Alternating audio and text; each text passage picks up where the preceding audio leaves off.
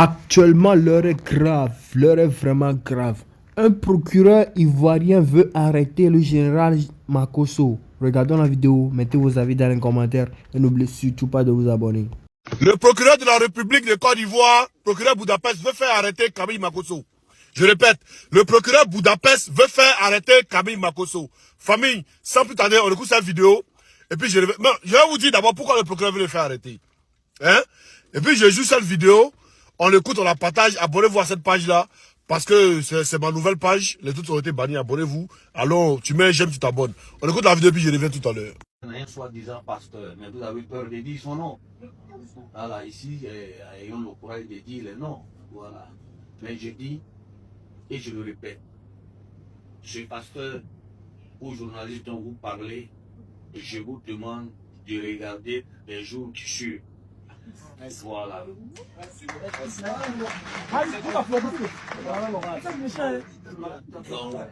Voilà. Mais un peuple ivoirien, tout ce que vous voyez aujourd'hui là, on dit plus un gouvernement doit tomber, plus ces lois deviennent folles.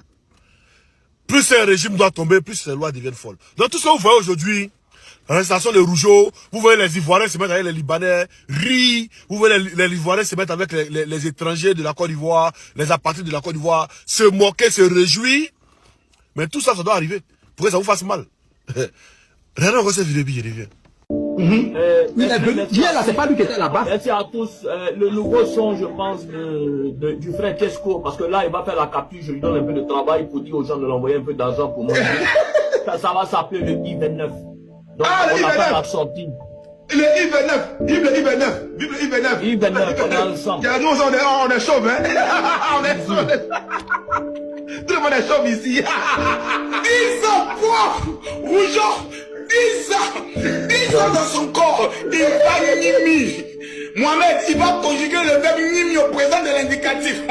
Qu'est-ce qu'on a détruit la vie de quelqu'un cadeau? Allô. Bon, je remonte tout à l'heure. Oui. On peut parler maintenant. Monsieur Budapest, vous avez promis faire arrêter Camille Makosso. Parce qu'il avait menti hein, et il dérivait beaucoup en Côte d'Ivoire. Vous avez promis, mais tu n'as pas fait arrêter. Hein. On a vu même des jeunes à Bobo dire on ne touche pas à notre ado. Les moutons d'ado, on ne touche pas à notre ado. Les Nigériens, on leur donne 3 jours pour venir s'excuser. On leur donne 24 heures pour venir s'excuser. Sinon, on va baisser le rideau. Tout ce qui est nigérien, on va éradiquer ça de la Côte d'Ivoire. Il fallait que Ouattara arrive au pouvoir pour savoir qu'aujourd'hui tu peux être en Côte d'Ivoire et puis inciter le peuple de trucs, soutenir les terreaux de la Côte d'Ivoire contre le pays de l'AES et puis il n'y a rien. Il fallait qu'il arrive au pouvoir pour qu'on sache tout ça. Il fallait que Ouattara arrive au pouvoir pour voir que les Libanais peuvent dominer sur les Ivoiriens. Il fallait qu'il arrive au pouvoir. Tout ce qu'il a, quand il était opposant, tout ce qu'il disait, hein, il a même blessé. Tout ce qu'il s'est plaint contre, quand il était opposant, mais il fait 10 fois plus. Il fait 10 fois plus. Il faut être opposant pour aller en prison en Côte d'Ivoire. Même tu peux être un arnaqueur, tu peux être un voleur, un brigand, tu peux être un assassin en Côte d'Ivoire, tu ne vas pas en prison. Mais il faut être un opposant juste pour aller en prison. On a compris. On a compris. Mais il dit toujours, au fils du Nord, il vous dit toujours, si ce pouvoir n'a rien fait pour vous, si ce pouvoir, jamais sauté vous laisser, n'a rien fait pour vous, là. Faut pas un autre du sud, de l'ouest, de l'est va venir pour vous dire non, quand on oublie le Nord. Parce que nous, on prend les guerres et puis on diviser le Nord, là, pour mettre ça de côté. On a ça, il fallait dans notre groupe. Madame la Première Dame, Dominique Ouattara, épouse de son Excellence le Président Alassane Ouattara, sauveur d'une nation. Je me permets aujourd'hui de m'excuser dans un premier temps de vous déranger au travers de cette vidéo que je vais demander à toutes les femmes d'Afrique, de la Côte d'Ivoire et aux hommes qui ont du respect pour les mères, du respect pour les sœurs, du respect pour les futures filles et du respect pour les filles, de partager cette vidéo avec rage, colère et détermination. Maman, je me permets de vous appeler maman. Les Ivoiriens vous ont donné un surnom, Fantaboué. Parce que de toutes les femmes qui ont été premières dames dans ce pays, vous n'avez pas attendu d'être première dame pour vous pencher sur le cas des enfants, sur le cas des femmes. Votre époux étant dans l'opposition, vous vous êtes toujours battu par des dons, Parce que vous aimez ce continent et vous aimez la République de la Côte d'Ivoire, qui est votre terre. Maman, si je viens au-devant de vous aujourd'hui, c'est parce que l'heure est grave. L'heure est très grave.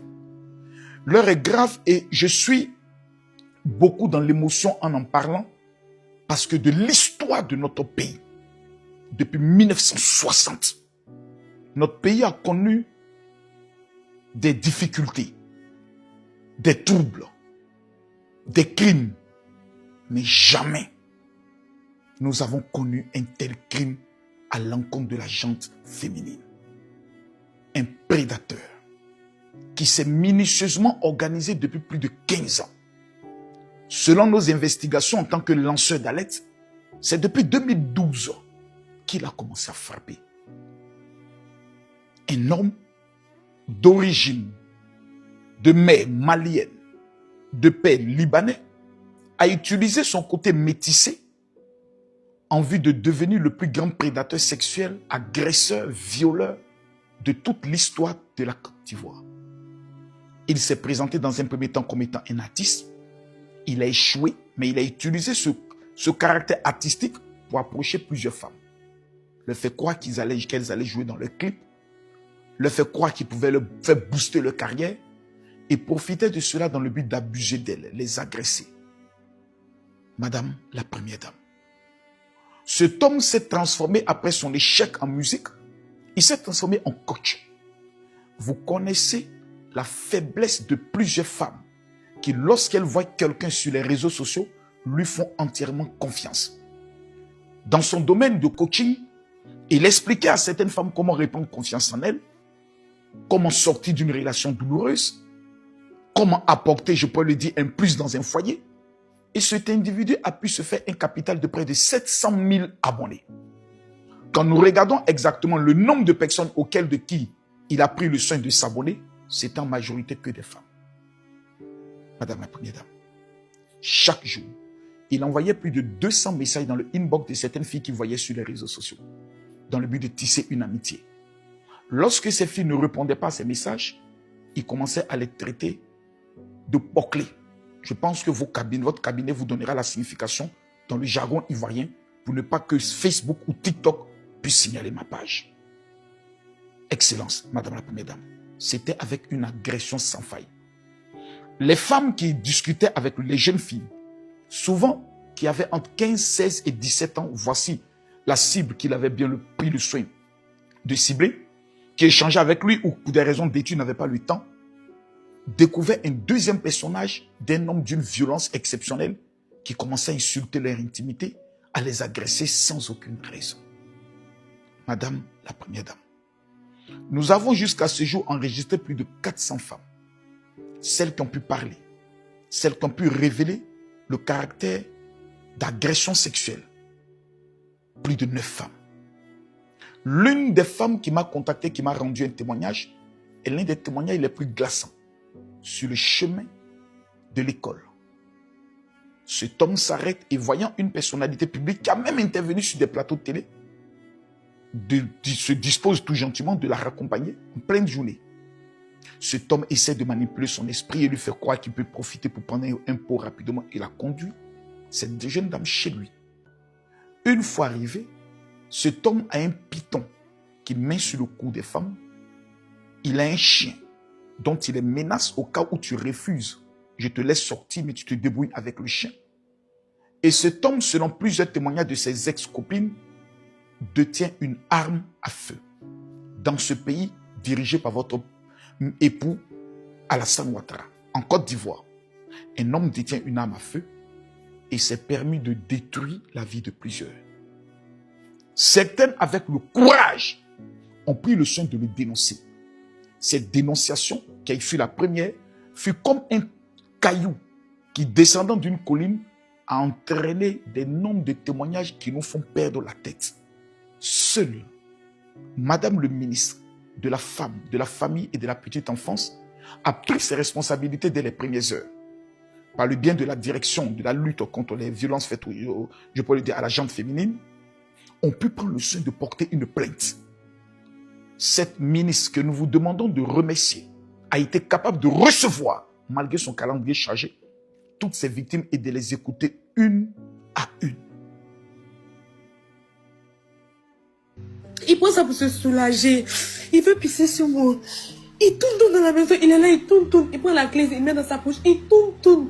Que moi je vois sur les réseaux, souvent tu es dans les commentaires, je te vois, tu me plais, j'ai besoin de toi, faut me caresser. Matin, je dois partir en voyage. Il avait ses valises étaient déjà prêtes, tout était déjà là. Son ami est d'ailleurs, il s'entend d'écrire, son ami n'est même pas capable de venir me demander, au moins pour demander qu'est-ce qui ne va pas. Il est dehors là-bas. Il entend là, il tourne. Mais il vient, il s'assoit, il me regarde, il me dit que tu pries beaucoup. C'est ta prière qui t'a sauvé. Il faut savoir que le diable, là, il se promène en Prada. Tu as déjà informé tes soeurs, tes amis que tu avais derrière moi. C'est pour ça que j'ai te laissé partir. Sinon, toi, j'allais faire de toi tout ce que je voulais. Et puis, j'allais t'enfermer dans la maison ici. J'allais partir. Quand j'allais revenir de mon voyage, et puis j'allais te libérer. Mais avant ça, là, comme tu dis que tu veux pas que je pisse sur toi, là, je vais te donner mon argent. Faut partir avec. Faut pas te retenir, faut pas regarder derrière. Bah. Pendant qu'il est en train de parler, il a pris mon téléphone, il a appelé ma soeur, il a mis ça sur le palais. Je dis que tu vois, non. Ma camarade là, quand elle va. Il a commencé à parler, ma camarade a commencé à le menacer. Il était tellement paniqué que quand il a commandé mon taxi, Nyongo m'a dit 2 minutes. Dès que le chauffeur m'a appelé, il a dit Toto, faut rentrer, faut taper la porte. Il ne peut pas me laisser sortir, faut rentrer. Il y a un chien au milieu ici, il y a peu de chiens. Toto, faut rentrer, tu vas m'aider à sortir d'ici. Faut déjà m'aider à sortir d'ici. Ah purée, c'est pas Il a possible. tapé la porte. Il a tapé. Mais il ouvre la porte. Il m'a dit de sortir de chez lui. Il a commencé à m'insulter. Le chauffeur a dit que mais tu l'insultes pourquoi? Il sait que lui, il va mettre ses chiens dans tout cas, nous insulter bien. Que mon téléphone, mon sac, tellement qu'il était paniqué. Il a laissé tout dans le main du chauffeur là. Il est venu m'accompagner jusqu'à chez moi. Son ami qui est sorti, il dit que tu as vu ce que ton ami est en train de me faire. J'étais même pas capable de venir parler. J'étais arrêtée comme ça. Il m'a dit que lui me connaît pas. Que lui, il peut venir en aide à une fille qu'il ne connaît pas. Que moi, si moi j'ai accepté de venir chez lui à la maison, c'est que moi je m'attendais à tout. La ministre des Femmes a coulé des larmes. Maman, ce démon, ce maudit, ce sorcier, ce fils du diable s'est même permis d'écrire à ma propre fille quand elle avait l'âge de 15 ans. Il a approché. Gloire soit rendue à Dieu qu'elle n'a pas répondu. Que serait aujourd'hui ma fille Kimi? S'était rapprochée de cet homme qui est aussi sur les réseaux sociaux avec 700 000 abonnés. Cet homme s'est permis de menacer ma propre sœur de mort. Je vous mets toutes ces captures pour que Madame la Première Dame, vous comprenez le sens sérieux de cette affaire. Les femmes de Côte d'Ivoire sont en colère. Nos différents lives parlant de ce sujet a pu rassembler plus de 40 000 personnes. Vous venez apporter les témoignages et le soutien. Une plainte a été déposée, Madame la Première Dame, il y a de cela 3 jours. Ce prédateur est en liberté, continuant de détruire, de violer, de battre certaines femmes. Il est armé et il est dangereux. Jusqu'à ce jour, Madame la Première Dame, nous ne pouvons que nous référer à vous. Parce que vous êtes la première des femmes de la Côte d'Ivoire.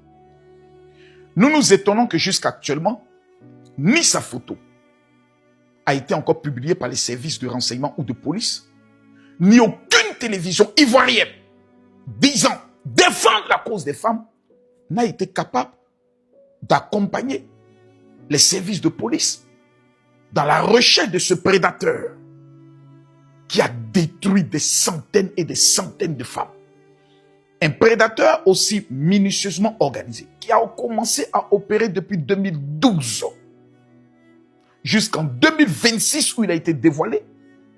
Nous pouvons prendre le soin de dire qu'en 14 ans d'opération, nous envoisinons, Madame la Première Dame, les plus de 2000 à 3000 victimes. Ce qui sous-entend que notre territoire, la Côte d'Ivoire, a eu le plus grand prédateur sexuel de toute l'Afrique qui s'est minutieusement organisé en utilisant les réseaux sociaux en vue de pouvoir détruire la vie de certaines femmes.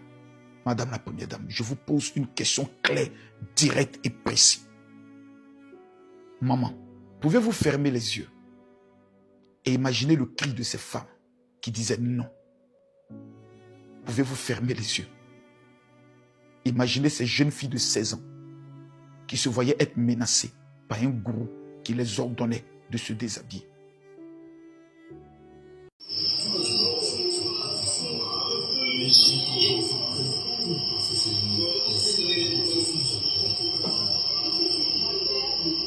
Une télé là.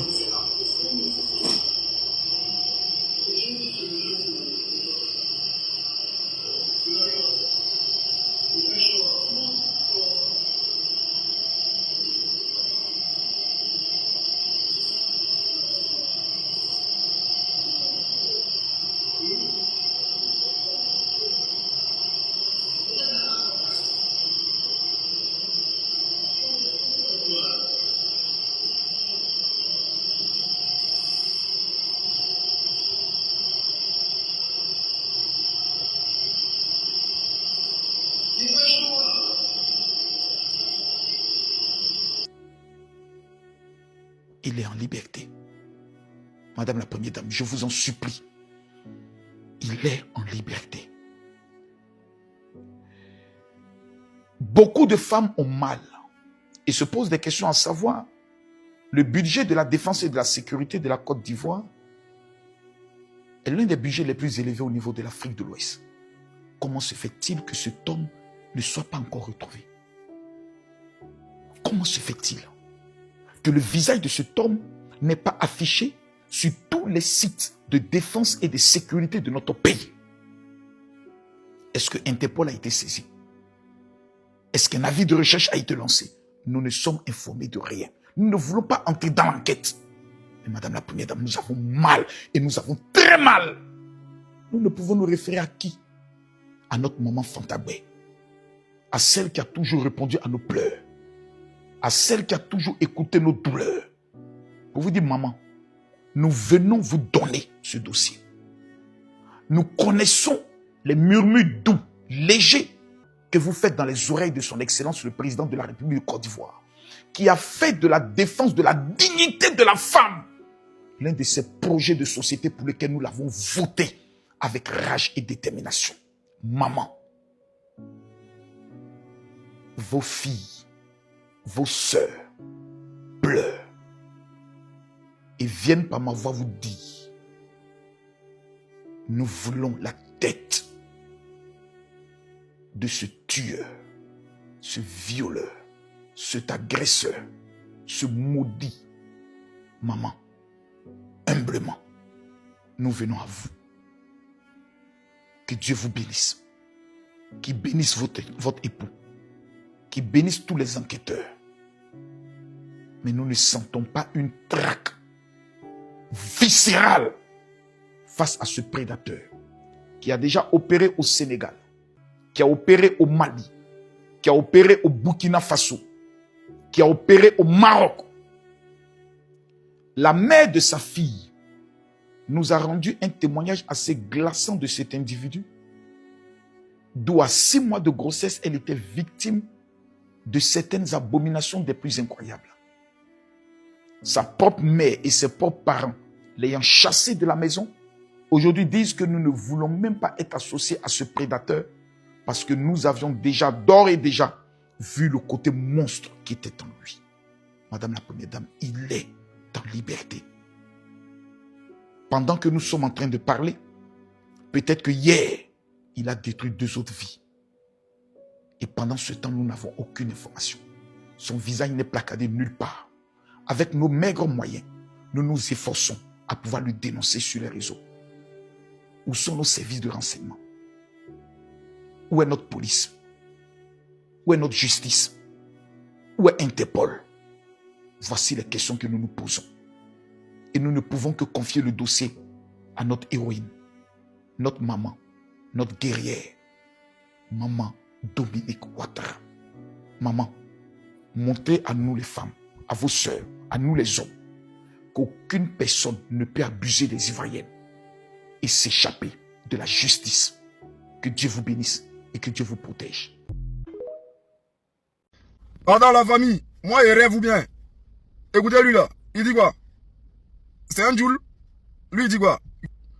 On va l'écouter. Je viens de camp commando comme ça. Vraiment, je m'adresse à mes autorités. Trop, c'est trop. Trop, c'est trop. Vraiment, respectez-nous les humains aussi. Nous sommes des humains. Respectez-nous un peu. Regarde, il y a comme ça, on avait un festival à Calamo. C'est le monsieur le ministre Ibrahim Sissé Bakongo même qui est parrain. Qui était parrain. On est parti depuis le mercredi. C'est hier on est rentré. Hier matin, on a quitté là-bas à 8h. On est rentré à Abidjan ici à 20h. On était tous fatigués. Et quand je suis arrivé, j'ai pris mes affaires, je suis allé saluer la vieille à Koumassi. J'ai salué la vieille, peu de temps, il dit bon, je vais rentrer chez moi à la maison. Puisque je ne me suis pas lavé, ni prié. Je sors, je suis arrêté au goudron, j'attends mon Yanko net, voilà 2 commandos, ceux qui portent bleu là, ils sont venus vers moi. Monsieur, tu peux nous suivre? Ils ne m'ont même pas salué. Quand je les ai fait, dit ah d'accord, j'ai fait sortir mon sac, il va faire sortir mes pièces. Il dit c'est pourquoi? Il dit non, c'est mes pièces, il n'y a pas à faire de pièces dedans. Faut nous suivre. Il dit mon chef, je viens de voyage comme ça. Il ne me suis même pas encore reposé. Pardon. Il dit non, faut me suivre. Il dit chef, je suis artiste. Je suis décorateur, je suis artiste. C'est Ibrahim, il essaie même de l'expliquer, c'est l'histoire événement de la mairie. Il dit tu connais, il est 500. Il veut l'expliquer, il ne veut pas comprendre. Maintenant il y a 2 qui sont venus violemment. Tu parles, lui là, mais il parle quoi? Faut partir là-bas, tu vas monter là-bas. Mais ah chef. Hé, imbécile là, tu dis quoi? Ça va pas chez toi? Il dit, mais attends, tu me sais pourquoi? Oh là là, j'ai mal fait. Avant, ils m'ont pris comme ça, on dirait un chien. Ils m'ont jeté de la voiture. Assois-toi. Il était resté comme ça, puis il était même ici bleu. Les gens sont regardés. Il y a un mec qui est venu, qui est passé, même temps m'a chifflé. Maintenant, les gendarmes là, ceux qui portent bleu, gris là, les gendarmes là, il y a un qui est assis, il m'a regardé comme ça. Il dit, mon frère, faut t'asseoir. Poliment. Maintenant, il me s'est assis. On est arrivé à Camp Commando, on nous a fait descendu. On nous a dit s'asseoir par terre. On était assis par terre comme ça. Il y a un autre gendarme encore qui est venu nous expliquer, poliment encore, pourquoi ils sont en train de faire ça. Ça dit, mais chef, moi c'est ma 2e fois qu'il prend. Et c'est ma 2e fois. Il dit, moi je suis passé là. Il y avait un mariage, c'était un samedi. Il y avait 3 mariages, 2 réceptions. Le soir, il y avait une femme de chanteuse de Djoula là. Il devait faire ça aussi le soir. Comme ça là. Il y avait 3 mariages. Il dit, mon prix. Il a demandé pardon. Ils m'ont pas laissé. Il est ici venu, il a dormi ici. Matin, mon téléphone est déchargé. C'est ma fille là qui est venue aller faire le travail. On nous a libéré ça à 11h. Il s'est arrivé en retard. La dame, elle pleurait. Si tu lui demandes, elle s'est allée faire un autre gourmand. Il a expliqué parce qu'elle m'a pas compris. Jusqu'à aujourd'hui là, il a perdu son contact. Même si elle m'a chez eux à la maison, ils vont pas moi me prendre. Il dit, le fait ça, allait chanter. Il s'est rentré chez moi à 2h, il n'a pas pu dormir, tellement qu'il était fatigué. Il dit, aujourd'hui encore, c'est la même chose. Il vient de quitter un truc pour me prendre. Il dit, c'est artiste. Il ne peut pas comprendre. Il a dit, comme tu es là, on a déjà pris vos photos, on a envoyé où ils vont donner le ça matin, ils vont vous libérer. Il dit, ok. On nous a mis encore dans moustique. Il y a d'autres même. Il a garé sa voiture parmi nous. Il y a un qui était parmi nous, il a garé sa voiture comme ça au lavage. Il dit, va à la boutique pour aller payer, ils l'ont pris. Il dit, je n'ai pas condamné ma voiture, il y a mon argent dedans. Ils l'ont pris. Ils sont partis à lui. Il y a un vieux père qui a décidé de taxi. Ça, c'est Wororo. Dès qu'il est descendu, ils l'ont pris dans Wororo là comme ça. On était là dans le truc là comme ça. Et puis ils ont pris nous tous son téléphone. Ils ont pris nous tous nos téléphones. C'est avec eux. On est resté là-bas jusqu'à matin. Matin à 8h, 9h, on est sorti. Ils sont allés nous mettre quelque part là-bas. Maintenant, parmi eux encore, les gendarmes là, ils répètent encore les gendarmes là, ils sont très polis et très gentils. Les manières même de te parler là, même si tu es en colère, tu vas comprendre. C'est les mêmes gendarmes qui se viennent s'asseoir près de nous encore. Causer nous taquiner, nous expliquer, voilà pourquoi on fait ça, voilà pourquoi on fait ça. Mais vous qui portez les boulets, qui prenez vos chicottes pour chicoter les gens là-haut, vous pouvez pas expliquer aux gens. C'est la gendarme là qui nous expliquait, voilà ça. Voilà ça, il dit, mais, chef, c'est la 2e fois que je prends, il a commencé à dire. Il dit, tu fais quoi dans le sénatrice? Il dit, comment? Il dit, oui, sénatrice. Il a chanté même pour moi si. Il dit, non, quand tu te laisses, il dit, explique-moi, pas laisser expliquer. Il dit, nous là, on est griots. Ça se fait pas. C'est griot, nous on est messagers. Ce nous donne les messages. Maintenant, si on nous traite, nous on est aussi sains à chaque fois. Pour vous faire plaisir, maintenant nous traitons de voleurs. Et tu trouves ça normal? Il me dit, ah vraiment, calmez-vous, on va vous libérer. En même temps, j'en profite pour dire, ceux que je les ai appelés hier, ils ont... Mais, mon frère, moi je n'ai rien contre toi, hein, mais au nord là-bas là-haut, Vous avez pris les armes parce qu'on vous contrôlait trop. Donc je pense que c'est le moment de reprendre votre ancien boulot. Parce que tu n'es pas le seul. Hein. Tu n'es pas le seul. Attendez, hein, les frères. Attendez. Attendez. Regardez. Même lui là, il a porté boubou. Hein. Attendez. Même lui là, il a porté boubou. Écoutez. Parce que ce n'est pas une question de boubou. Donc, moi, je sais pourquoi ils vous ont raflé. Je sais pourquoi ils ont pris votre téléphone pour fouiller dedans. Je sais pourquoi ils vous ont pris des photos pour garder. Tu vois. Mais, comme vous êtes des gens qui ne comprennent pas, parce que ce n'est pas une question de boubou. Écoutez-le, il a porté boubou, hein, écoutez-le. Il voulait revenir un peu sur le côté des RAF. Dans ce temps, on a remarqué que les RAF, là, on ne demande plus de pièces. Donc, c'est ce que vous voyez maintenant, les jeunes courir n'importe comment. Ce n'est pas parce qu'on a de la drogue sur nous, ce n'est pas parce qu'on est voleur qu'on court. Souvent, on t'arrête, dès que tu donnes ta pierre, il faut monter. Donc, c'est ce qui fait que vraiment les jeunes courent n'importe comment quand les gars voient les cargos. Donc, essayez de revoir ça un peu. D'accord. D'accord. Ouattara Dja. Voilà, donc tous ceux qu'on voit dans le pays là, ils vont les rafler. Tous les jeunes, ils vont vous rafler parce que vous êtes suspects. Vous tous, vous êtes considérés comme des suspects. Tous ceux qui vont prendre là, ils vont les mettre dedans. Vous n'avez rien compris encore. Mais moi, ce que je ne comprends pas, qui me gêne un peu, tout ce que vous avez fait, les blablabla sur les panels, chaque jour, autant de babou là, on raflait les gens, on prenait les pièces, on te prenait tes patons, mais c'est la même chose là, vous êtes en train de parler de ça là. Ils sont en train de vous faire la même chose.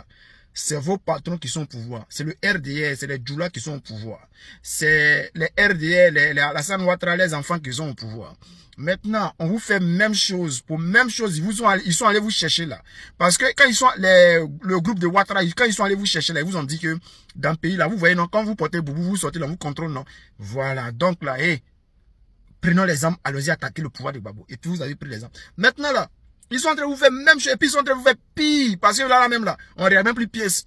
Autant de Gbagbo même, on regardait un peu pièces. Mais là, on ne regarde plus pièces. On mélange tout le monde, on les gifle. Et puis on les jette dedans, et puis on s'en va les mettre en prison. Maintenant, ne pleurez pas, les gars. Ne parlez pas, s'il vous plaît. Arrêtez ça, ça me fait niam dans le cœur. Vous n'avez rien compris. C'est maintenant ça commence. Vous pensez que vous allez être épargné, quoi. C'est-à-dire ce qu'ils vont vous montrer là. Le nord là sera pire. Parce qu'en ce moment où je vous parle là, c'est le nord qui est le plus visé. Ce que j'ai en train de vous dire là, écoutez bien. C'est le nord qui est le plus visé dans ce qui arrive là. En tout cas, vos enfants là, gardez-les en piste. La famille, le président Gbagbo Laurent a parlé hier. Il a dit, le retour du président Gbagbo Laurent comme un lion déterminé à attraper sa proie. Il a dit, hier quand il regardait le président Gbagbo, moi je suis assis, non, et puis il a dit, ouais, le Woody est de retour cette fois-ci là. Il n'y a plus amusement dedans. La famille, on va aller en profondeur. On va les décors, on va écouter sur le président. Et puis après, on va aller en profondeur. C'est parti famille. Avant un congrès, il faut que le comité central se réunisse pour dire son mot, pour aplanir certaines difficultés. Et puis il faut que le président désigne ceux qui vont diriger le congrès. J'ai tenu à ce que ça se sache avant de venir à la réunion pour que tout le monde soit au même niveau d'information. Je voudrais vous dire que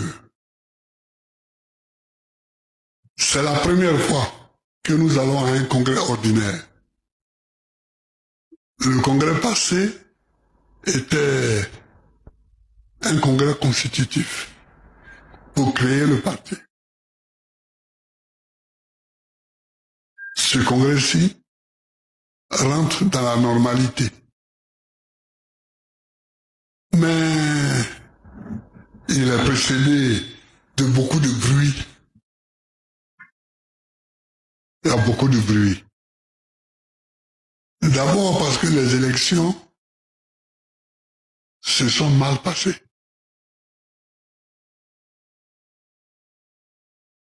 Notre candidat et les candidats du PDCI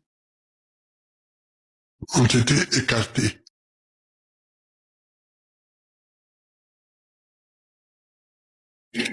Ensuite, il y a eu des rébellions internes. Il faudra qu'on règle ces problèmes de rébellion interne. Il faudra qu'on les règle.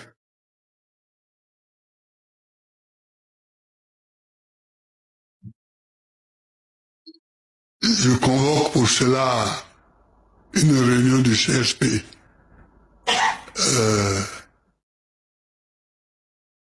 le mardi, je crois,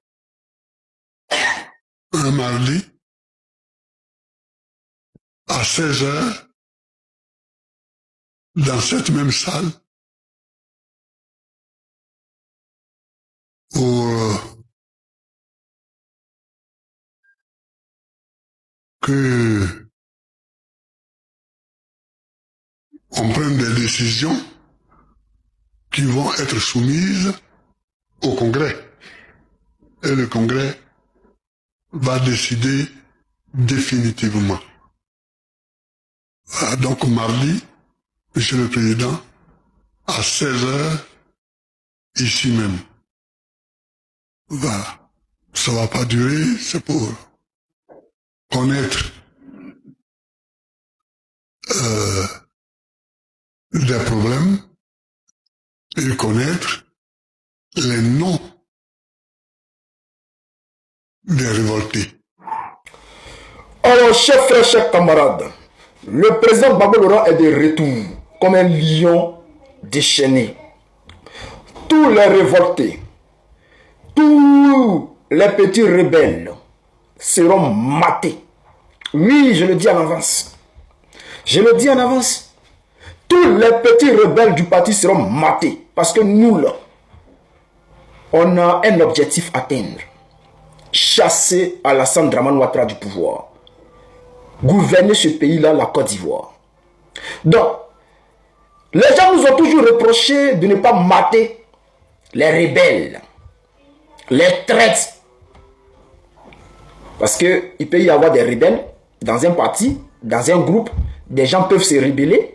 Mais quand tu te rebelles, il faut que ça soit une rébellion sensée. Il faut que ça soit quelque chose qui va dans le sens du parti. C'est-à-dire, ce que tu veux pour le parti, là, il faut que ça soit ce que la base, c'est-à-dire les militants veulent. Mais toi, tu vas à l'encontre de la décision des militants. Tu te rebelles. Une manière de fragiliser le parti. Tu vas être maté. Et je le dis, hein, je le dis au PPACI.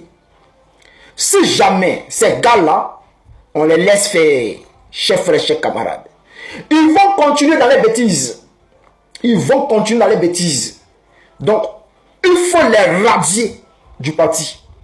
Le PPACI, là, le PPACI regorge des cadres. Ce n'est pas des vrais cadres intellectuels qui manquent au PPACI. Ce n'est pas des gens de volonté qui manquent au PPACI. Donc, les présenter là, il faut les mettre de côté. On va se débrouiller pour aller. On n'a pas besoin d'eux. Donc, chers frères, chers camarades, restez concentrés et puis restez à l'écoute.